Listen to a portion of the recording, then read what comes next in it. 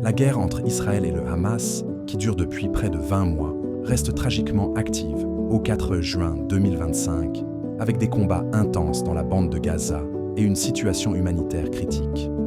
Israël a accepté une nouvelle proposition de cessez-le-feu soumise par les États-Unis. Ce plan prévoit une trêve de 60 jours, la libération de 28 otages israéliens, vivants ou décédés, en échange de 1236 prisonniers palestiniens, ainsi que l'acheminement d'une aide humanitaire sous supervision internationale. Le Hamas examine encore cette proposition, exprimant des réserves quant à la consolidation de l'occupation israélienne et au non-respect des revendications palestiniennes. La situation humanitaire à Gaza est désastreuse.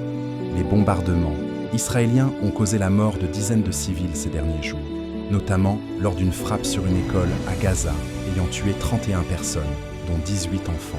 Depuis le début du conflit, le nombre de morts palestiniens dépasse les 53 000. La famine menace une grande partie de la population, avec 470 000 personnes en situation d'urgence alimentaire.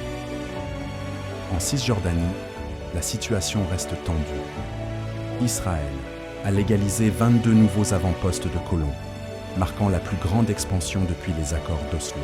Parallèlement, des expulsions massives de Palestiniens ont eu lieu, notamment dans les camps de Jénine et de Tulkarem, où des milliers de personnes ont été déplacées de force. La communauté internationale exprime son inquiétude face à l'escalade du conflit. Le chancelier allemand Friedrich Merz a critiqué Israël pour des violations du droit international humanitaire, bien que l'Allemagne continue de fournir des armes à Israël.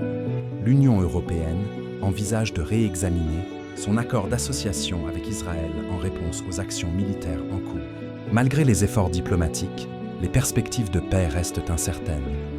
Le Hamas insiste sur un cessez-le-feu durable et un retrait total de l'armée israélienne de Gaza, tandis qu'Israël maintient son objectif de destruction du Hamas. La situation reste donc extrêmement volatile, avec des conséquences humanitaires dévastatrices pour les populations civiles.